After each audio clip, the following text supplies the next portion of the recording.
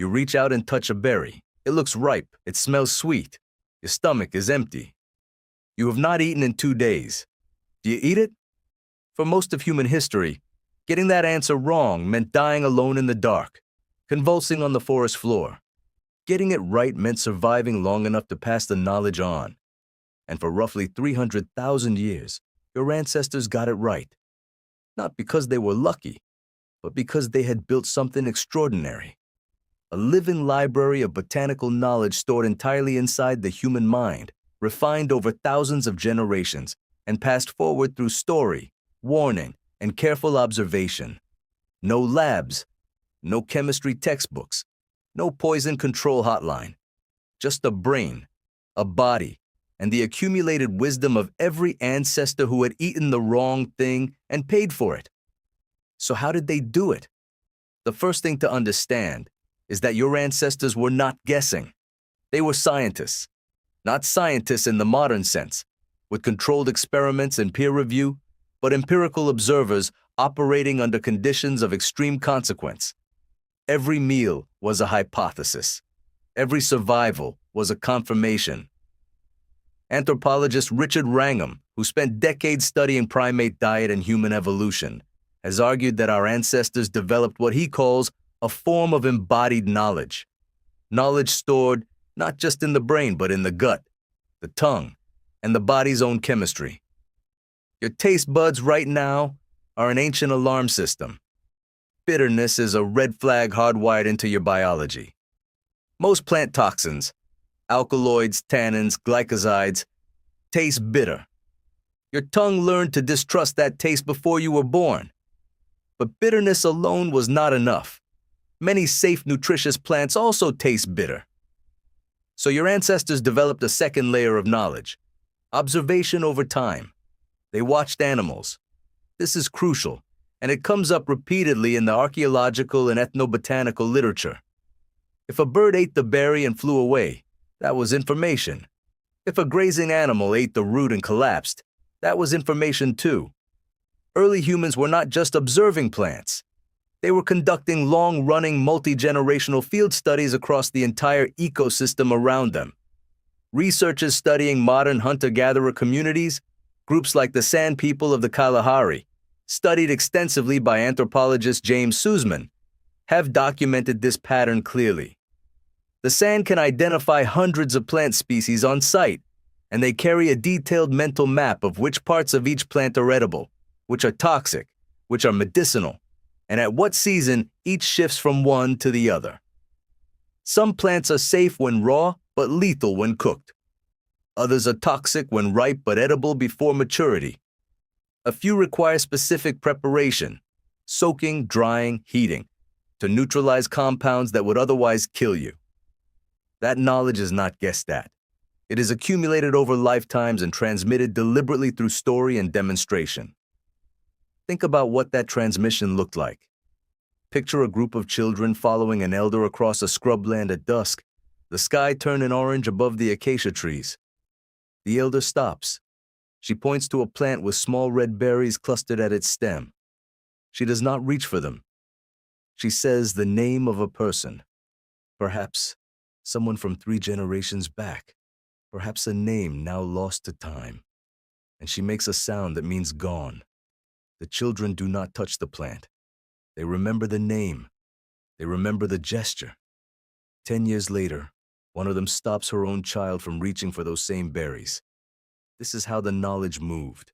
Not written down, not diagrammed, embedded in narrative, in names, in ritual caution. The anthropologist Polly Wiessner, who studied the Juhwansisan people of Botswana and Namibia over 4 decades, found that a significant portion of evening fireside conversation among hunter-gatherers was devoted to exactly this kind of knowledge transfer. Stories about specific places, specific plants, specific events. The fire was not just warmth. It was a classroom, and the knowledge was remarkably precise. Ethnobotanical surveys of surviving hunter-gatherer and traditional foraging communities around the world have consistently found that experienced foragers can identify and correctly categorize hundreds of plant species with accuracy that surprises professional botanists. A 2013 study published in the Journal of Ethnopharmacology found that traditional foragers in multiple regions independently identified the same plant compounds without any contact with one another as either toxic or medicinal, suggesting that some of this knowledge may be so old it predates the dispersal of human populations out of Africa. But your ancestors also learned through painful trial and error, not individually. That would have been too costly. Collectively, when someone in the group ate something new, the rest watched, not out of cruelty, out of necessity. If the person vomited within hours, the plant was noted as dangerous. If they developed a rash, a numbness, a tremor, each symptom was cataloged in memory. If they died, the knowledge of what killed them was treated as the most important lesson the group had received that season. There is evidence of this process embedded in the archaeological record. At Blombos Cave in South Africa, one of the richest early human archaeological sites in the world, researchers have found evidence of complex ochre-based mixtures dating back 100,000 years, mixtures that required combining specific plant resins, charcoal, and minerals in exact proportions. This suggests that your ancestors were not just identifying individual plants, but understanding how compounds interact. They were, in a very real sense, doing chemistry. Now here is the twist. The assumption most people carry is that ancient humans lived in constant fear of being poisoned, that foraging was a terrifying daily gamble. But the evidence tells a different story. Forensic analysis of ancient human remains, combined with isotopic studies of diet, consistently shows that early modern humans had remarkably diverse, nutritionally sophisticated diets. They were not desperate, random eaters. They were selective, knowledgeable, and confident in their choices. The botanist and evolutionary biologist Gary Paul Nabhan, who has spent his career studying indigenous food systems, has argued that traditional foragers across history typically knew their local plant environments better than any subsequent population that replaced them, including the agricultural societies that came after. In fact, the transition to agriculture, which happened roughly 12,000 years ago, may have actually reduced the average human's botanical knowledge.